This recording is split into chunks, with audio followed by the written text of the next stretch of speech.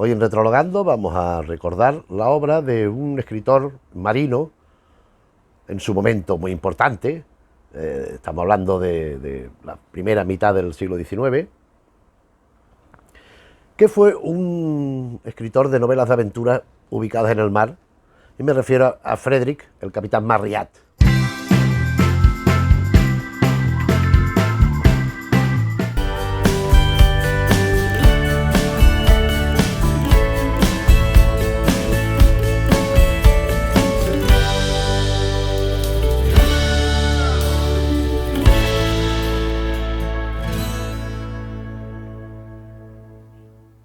Pues este Frederick Marryat, que después llegó a ser capitán, porque toda su vida fue... Hay dos partes claramente diferenciadas, la primera en la marina y la segunda como escritor. Pues en la marina empezó desde los más bajos y llegó a capitán y llegó a ser premiado, vamos, con galardones de estos que dan el homenaje del baño, no sé qué, las medallas estas que dan, y fue muy condecorado, pero ya cuando se dedicó a escribir, porque se tuvo que retirar. Él nació en 1792. Él procedía en Londres, procedía de una familia de origen francés, de hugonotes, que habían ido a Inglaterra, a Gran Bretaña, y era un niño díscolo a más no poder. Era un niño que lo llevaban al colegio y el tío se escapaba constantemente, se iba alargando, se iba al puerto, se iba allí a pescar, se iba allí a ayudar a los marineros por 4 duritos que le dieran. Lo cogían, se lo llevaban a la casa. Se volvía a escapar del colegio. Cada vez que lo llevaban al colegio se escapaba. Entonces ya el padre decide embarcarlo. Vamos a ver, tengo aquí... En 1806 lo embarcan. En principio como grumete, llega a ser guardamarina en un barco de guardamarina, pues con un capitán muy conocido, con Lord Cochrane. Lord Cochrane era un capitán muy importante de estos guardamarinas, y es con el que va, digamos, aprendiendo en la primera parte de su vida, lo que me refiero, todo lo que va a desarrollar a lo largo de su carrera, que es toda la marinería, todas las labores de intendencia del barco, de los manejos que tiene que ir haciendo respecto al resto de la tripulación, y todas esas historias que le van pasando, todas esas aventuras que después reflejan sus libros. Porque claro, es que en un guardamarinas de estos, pues hace de todo, o sea, asaltan, se enfrentan con piratas, que había entonces piratas, no los piratas de los bucaneros aquellos, pero había los piratas, había pues destrucciones de estaciones de telégrafo, de transmisiones. Pues si había un país que estaba belicoso con tal, pues le derribaban la torrecita y ya le cortaban el rollo de los mensajes que se iban dando espionaje. En fin, defensas de castillos, de fortalezas, rescates de personas que estaban retenidas en barcos o que, bueno, fruto de la piratería, o que estaban siendo transportadas porque habían sido secuestradas de un lugar a otro, entonces lo interceptaban y rescataban a la persona en cuestión. Y todo esto después va reflejándolo en su obra. Él va ascendiendo, llega a teniente, le van dando barcos, va teniendo cada vez más responsabilidad hasta llegar a ser capitán, que es cuando se retira, porque él, pues primero ya estaba escribiendo y los libros le daban dinero, y segundo tenía una salud que se le iba perjudicando, porque era bastante descuidado. Era un tipo que ganó muchísimo dinero con la literatura y con la marinería. En la India adquirió terrenos y casas y cosas, o muy mal aconsejado, o que después desatendió del todo, porque fueron ruinosas en la última parte de su vida. Tanto así que le costó incluso el dinero que ganaba con la literatura. Por otra parte, pues él tenía una vida de dispendio. Él se casó, tuvo varios hijos, tuvo un hijo mayor, Frederick, tuvo otra hija, que es la que con carácter póstumo publicó sus memorias, que como se ve en los libros son bastante parecidas a lo que él escribió, de ficción, quiero decir. La cuestión, que en 1830 se retira de la marina y se dedica a escribir. En el ámbito de la lengua inglesa va teniendo muchísimo éxito, porque gran parte de lo que está contando está muy inspirado en la realidad, y de luego sabe, pues como podríamos decir de Melville, Herman Melville, el de Moby Dick, pues 3/4 de lo mismo, y más escritores. Ha habido así. Conrad también se dedicó a la marina en su tiempo, Joseph Conrad, del Corazón en las tinieblas, por ejemplo. Pero el Frederick Marryat, en mi opinión, literariamente es más flojo, es más limitado, por así decirlo. Bueno, de aventuras en el mar, pues tenemos las de Stevenson, que son las clásicas, digamos, importantes. Tenemos, por ejemplo, en época muy posterior, la de William Hodgson, más bien orientado al terror también, pero muchísimas narraciones y novelas sobre el mar. Narraciones muchas, novelas, cuatro novelas ambientadas en el mar, que comentamos pues algo de su narrativa a propósito de los antecedentes de Lovecraft, porque es influye mucho en el autor de Providence, cosa que este en menor medida. Este señor, este Marryat, pues fue, ya digo, muy popular, fue muy amigo de Dickens, se relacionó mucho con Dickens. No va en esa línea literaria lo que él hace, ya digo, él hace fundamentalmente novelas de aventuras ambientadas en el mar, en barcos y en lugares remotos y cosas de estas. Entonces, cuando ya se retira de la marina y se dedica a escribir, se dedica también a viajar. Entonces, pues, aparte, va de Gran Bretaña, va a Canadá, va a Estados Unidos, va a Bélgica, va recorriendo países, va conociendo, va dando a conocer su literatura, va dando conferencias y va viendo los ambientes que va incorporando a su narrativa. Su obra narrativa es bastante amplia, son como una veintena o así de títulos, algunos de 3 volúmenes, gordos, no delgaditos. Yo naturalmente no conozco todo esto, yo conozco lo que voy a enseñar ahora. Son 3 libros, de los cuales 2 me parecen bastante interesantes, uno sobre todo, y el otro me parece más flojo, pero bueno, ya que lo tengo, pues lo traemos aquí.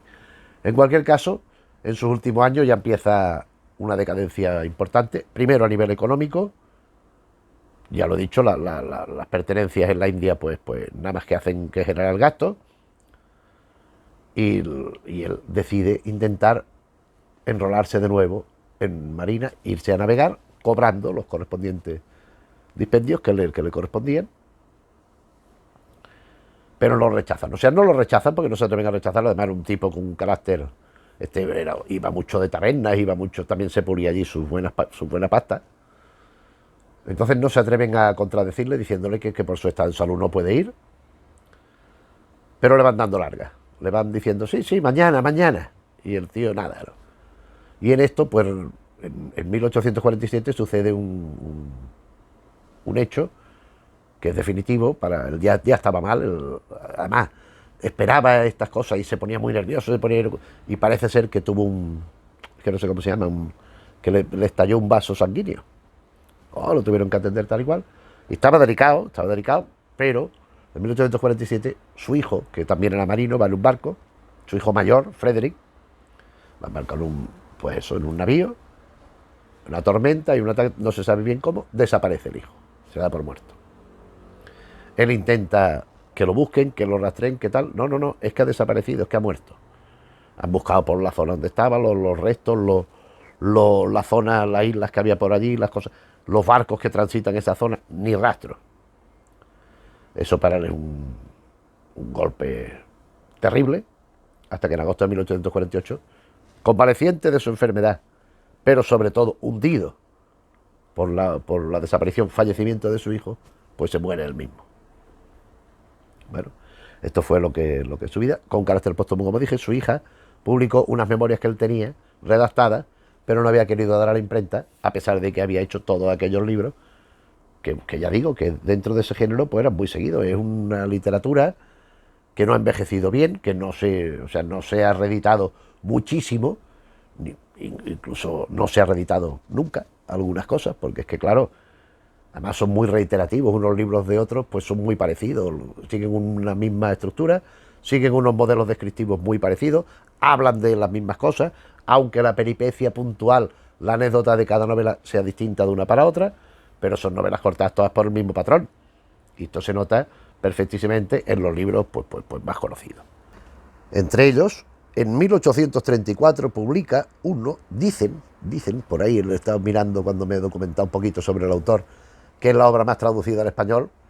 Yo no la he leído, ni la conozco, ni tenía noticia. Se llama Pedro Simple. Es una versión que por lo visto está abreviada y que después se publicó completa, creo que en 1914, de Grumete a Almirante. En español me refiero, O sea, la traducción. Pues este libro será la traducción más conocida del español Yo no lo he visto en mi vida. Yo es un libro que no lo conozco porque yo lo que conozco de él es lo que tengo, pero es que no he visto otra cosa. No es que pueda decir, no, es que he seleccionado. Seguramente no me interesaría ese libro. Debo decir porque he estado viendo reseñas y comentarios y bueno, pues es un poco en la línea de eso, de cómo las aventuras marineras de un chico, como le pasó a él. O sea, es un poco una novela un tanto autobiográfica de lo que le sucedió en su vida de verdad. Él se embarca de grumete, va siendo en el guardamarines aquel, lo van poniendo tal, hasta que llega, fue almirante. Él no llegó a almirante, él llegó a capitán, pero bueno, en fin, es una cosa pues de un interés relativo. Más interés tiene, en mi opinión, de 1837, El perro endemoniado. En la versión de este autor sucede una cosa bastante frecuente entre determinados autores o determinados libros que se consideran demasiado exentos y que se considera que tienen demasiada paja, que tienen demasiado material, pues que no dice nada, que no aporta nada. Pienso, por ejemplo, en las versiones frecuentes de primero del siglo XX de Gaboriau, de Lecoq, por ejemplo, el Monsieur Lecoq, que son 3 tomos, como enseñamos en el vídeo correspondiente a los antecedentes de Sherlock Holmes literarios de Conan Doyle. Lecoq son 3 tomos, y lo que se publicaba muchas veces, lo que hay corrientemente, era una novelita delgadita donde iba el caso detectivesco. Todas las cuestiones de amoríos, de romances, de historietas, de social, esto está eliminado. En las traducciones hablo, las traducciones que podemos manejar. Hay versiones que no se titulan Lecoq, por lo general algunas sí se llaman Monsieur Lecoq, pero normalmente el nombre del padre, en el nombre del apellido, o sea, como la nobleza del nombre, es lo que viene reflejado en el título, y son todas abreviadas. Igual que del mismo Gaboriau, el expediente 113, también hay la inmensa mayoría de versiones son reducidas, son abreviadas. Y esta práctica en muchos otros autores se ha hecho. Y con el Capitán Marryat se ha hecho. El perro endemoniado, normalmente hay una versión que corre por ahí bastante abreviada, bastante. Se supone que es literatura juvenil, no sé por qué, necesariamente tiene que ser juvenil, pero esta de Valdemar, el perro diabólico, está completa. Aquí no hay abreviatura, aquí no hay corte ninguno. Es un libro gordito, es un libro extenso. Esto de por qué se pueden pensar que son novelas juveniles, pues porque son el ejemplo clásico de novela que transcurren muchas cosas, que no tiene una gran calidad literaria, no tiene una altura ni una pretensión de serlo tampoco, ni novedosa estructuralmente, ni con un lenguaje muy cultivado, muy cuidado. No, son unas novelas que básicamente lo que se centra es la acción de los que van transcurriendo una detrás de la otra, y es lo que sucede a los personajes. En ese sentido es una literatura ligera, una literatura, pero bueno, pero en cualquier caso divertida, distraída, a veces más, otras veces un poquito más aburrida. Es que este autor es clarísimo en esto que estoy diciendo, es evidente. O sea, el perro diabólico, a mí me parece que es muy divertida, pero tiene trozos que para su padre se quedan, porque es que son muy pesados de leer. La historia es muy graciosa, o sea, es una historia de mar. Esta llevaba ya, pues 10 o 12 novelas ya publicadas cuando en 1837 publica el perro endemoniado o diabólico, que consiste en que en unas aventuras marítimas, también en barco. ¿Cuál es la particularidad? Que aquí, en vez de contar los marinos, lo cuenta un perro. El perro es el protagonista. Resulta que es un perro que es bastante hijo de su madre, es un perro que hace trastadas, es un perro que a la mínima está atacando, tal, y que todos pretenden tenerlo lejos. Y se lo intentan cargar, pero el perro le ponen veneno a la comida, el tío se come la comida, ya está, ya se la ha comido, ya no hay perro. Y al cabo de los 2 días, el perro, pero al cabo de los 2 días, está por allí rolando tan tranquilo otra vez, y por eso piensan que está endemoniado. Por eso piensan que es diabólico, porque sobrevive una y otra vez. Sobre todo, a ver el nombre, que lo veremos por aquí inmediatamente. Smallbones es el grumete. Esto es un barco pues que va a hacer de correo, bueno, pues con su jefe, de almirante o capitán o como fuera, que era otro personaje muy importante, que es el que lleva el perro. El perro se llama Malaspulga. Ya tiene. Y el grumete este es el que está encabronado con el perro, que no vea. Y se hacen faena el uno al otro. El perro al grumete, el grumete al perro. Y esa es la trama de la novela, junto con las cosas que van pasando de la marinería, a las que el perro asiste como testigo y no las cuenta. En algunas participa, en otras meramente se dedica a contemplar lo que sucede, y por lo tanto nosotros lo vamos sabiendo. Su obra primordial es del año 1839, El buque fantasma. Esta novela es la que, en mi opinión, es la más interesante de él muy largo, con mucha diferencia. Y vamos a ver, estaba diciendo antes lo de la literatura juvenil y me he interrumpido para hablar del perro diabólico, pero con el buque maldito, el buque fantasma, perdón, todavía lo tenemos más claro. Esta historia que hemos dicho con esta calidad literaria, digamos, escasa, no muy rica, que es una aventura tras otra, una acción trepidante, de los personajes, lo que les va pasando, es lo típico que se publicaba en versiones adaptadas al público juvenil, no digo ya en el siglo XIX, sino en la primera mitad del siglo XX y posterior. O sea, aquí había estos libros, joyas literarias juveniles, que eran de viñetas, pero también había otros que eran libros, que hemos mostrado por aquí alguna vez algunos, que en la página par venía el texto literario y en la página impar venía lo mismo en 2 o 3 viñetas, en blanco y negro, publicado por Bruguera, pero eran adaptaciones, no eran los textos, salvo excepciones, por ejemplo Winnie the Pooh, recuerdo, pero normalmente eran adaptaciones. Y este Capitán Marriott, este buque fantasma, era de los que siempre estaba en todas las colecciones, tanto en estos libros que eran de color ocre. Esos libros son estos, de esta serie clásico juvenil. Aquí tengo el 6 y tengo el 22, el 6 Los Tres Mosqueteros y el 22 Tom Sawyer Detective. Tengo estos dos aquí pues, bueno, porque los tenía a mano, pues eso que digo. En este no va tan la correlación página escrita, página en viñeta, pero no son todas porque veo que hay más páginas sin viñeta. Normalmente eran página, así. Texto escrito, resumen, viñetas, pero eran versiones adaptadas. Igual que este Tom Sawyer Detective, ese es Los Tres Mosqueteros, de Dumas, claro. Texto escrito, texto en viñeta. Esto es lo que va funcionando. Uepa, cómo va funcionando el tema. Pues en esta colección también estaba el buque fantasma y también en esas joyas literarias juveniles que eran como un TVO, eran en formato revista, todo en viñetas y en todas las adaptaciones. Que esto era un libro muy, muy socorrido para la literatura juvenil, ya digo, de cuando nosotros, la gente de mi edad, éramos pequeños, pero no digo en lengua inglesa, o sea, no es el libro infantil Winnie the Pooh ni cosas estas, pero sí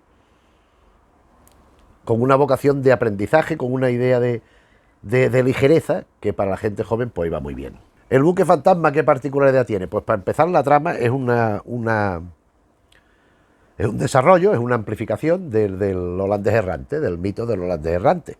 El holandés errante es un barco que no puede llegar a puerto, es un barco que tiene que estar navegando siempre. No puede, pues, ¿cómo se dice esto? No puede amarrar en ningún sitio, no pueden descender la tripulación a tierra, porque resulta que el holandés que lo comanda, en una especie de pacto diabólico por obtener una serie de cosas, pues queda maldito. Y entonces pasa esto, que tiene que estar siempre navegando, a veces se hunde y surge de las profundidades del agua cuando le parece, atacan a otros barcos, es un barco de filibusteros, de piratas. Este holandés que da nombre al barco, porque el barco es una leyenda en el mar, es una leyenda terrorífica, donde cualquier buque, cualquier navío, cualquier barco que observa al holandés errante huye despavorido, porque aparte de que puede ser atacado por el mismo barco, pues resulta que trae mala suerte, es un gafe, es un barco que trae el maleficio a aquel que lo vislumbra. Aparte del ataque que puede hacer el barco en sí, o sea, como acto de piratería. El holandés pues por una serie de botines y por la inmortalidad también, dependiendo de las versiones, pues en definitiva es el mismo barco que hace el holandés errante de Wagner. Aquí tenemos el holandés errante de Richard Wagner. Richard Wagner hace el libreto y la ópera, la música, pues de otra actualización del holandés errante en su origen también. Bueno, pues Marriott lo que hace es que pone al hijo del Van der Becken que va en un barco, y de pronto ven el holandés errante, pero el holandés errante le ataca, hunde el barco y lo suben al holandés errante, pero él no sabe que es su padre. Entonces lo descubre después, entonces él se consigue escapar bueno, se escapa. Hay una tormenta y se cae del barco y va a una isla. Después hay otra vez un naufragio, va a otra isla. Y la gracia del buque fantasma es que en estas islas van sucediendo cosas tan insólitas, como por ejemplo hay una isla de licántropos. El capítulo que dedica a los hombres lobos en esta novela es uno de los textos clásicos sobre el tema del hombre lobo. En las antologías distintas que van publicando, sucediendo una y otra, pues suelen incluir el capítulo, es un tipo de novela muy a la moda de otras que hemos comentado, más recientes y de otros autores, incluso españoles. Es decir, hay una trama narrativa principal y en ella se van incorporando cuentos, desde Cervantes, desde antes quizás, pero Cervantes, el Quijote, pues lo hace muy bien, y a partir de ahí van otras historias, más o menos autoconclusivas, que a lo mejor empiezan en un momento de la trama extensa de la novela, se incorpora un trocito y después el desenlace viene después, o no, o va de corrido. Y entonces aquí hay de los hombres lobos, es que estoy viendo que no tiene índice, porque es que esto tiene varios libros, son 4 si no recuerdo mal, pero es que no me fío de mi memoria, y aquí no trae índice. También trae, esta edición que yo tengo, también trae algunas ilustraciones. Son 2 libros, está dividido en 2 partes, en dos libros, ya digo, con algunas ilustraciones por aquí y por allá, y donde van sucediendo toda la historia. Hay la del hombre lobo, hay una historia con un oso, hay un oso que él encuentra que en una isla, se lo van a cargar y él lo acoge como mascota, el protagonista, el hijo del Van der Beek en aquel, que el padre se llama Guillermo y él se llama Felipe Van der Beek, pues Van der Beek pues el osito aquel, pues se lo queda y le va enseñando cositas, y en uno de los naufragios el osito lo salva, pero después el osito la espicha también. Bueno, en fin, historias de aventuras donde, ya digo, estos momentos que no son la historia principal, en mi opinión, son lo mejor del libro. Estos momentos aislados que van apareciendo aquí y allá, que les cuentan historias de lo que ha pasado. ¿Qué es lo de la isla del hombre lobo? Pues tal y cual, esto es lo que me parece más interesante. Y para terminar, Los cautivos del bosque. Los cautivos del bosque, que es uno de sus libros últimos, de 1847. Este no está ambientado en el mar. Este es de otro corte. A mí es el libro que me parece más flojo de los 3 que conozco. Esto sucede en la época de Cromwell, de la Guerra Civil de Inglaterra. Bueno, pues hay es que los nombres los tengo apuntados, porque es que los nombres, si no, es imposible. El coronel Beverly es un terrateniente de allí, de una zona bueno, pues de un pueblo, de una ciudad. Entonces vienen los de Cromwell, los parlamentaristas, que se llamaban, enfrentados al rey. Cromwell por un lado, el rey por otro, guerra civil, y llegan y queman la mansión del Beverly Y piensan que los hijos que estaban allí, que son 4, pequeñitos, estaban allí, han perecido en el incendio. ¿Qué pasa? Que hay un guardabosque llamado Jacob Armitage que los ha salvado.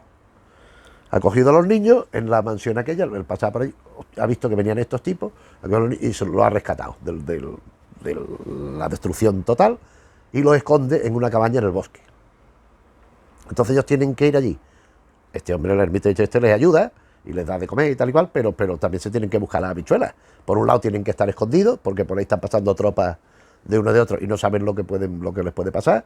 Por otro tienen que estar buscando pues para comer, para estar bien, para no estar, si hace frío tienen que buscar leña para la cabañita aquella, pues calentarse, tapar los agujeros para que no le entre la lluvia. O sea que los niños lo van pasando mal todo el rato.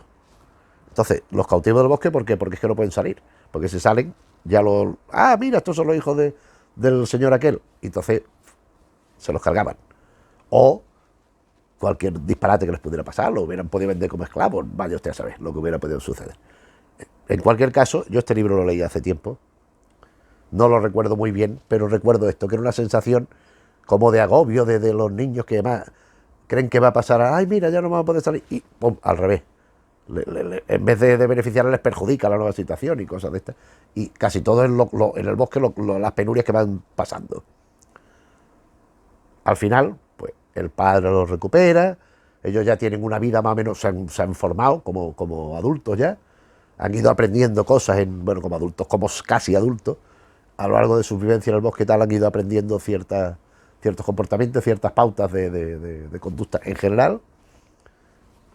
Y bueno, se supone que ya será su vida futura, que no conocemos porque en el libro no están. Esto es lo que yo quería venir a decir hoy, este Capitán Marryat. No diremos que sea un autor esencial de lectura obligatoria, pero sí que es una lectura, pues eso, tranquila. Mira, no quiero despejarme porque llevo una serie de ensayos o de novelas o de lo que sea, de una serie de obras literarias. Hablo de lectores serios, claro, de lectores contumaces y de forma y continuado, ¿no?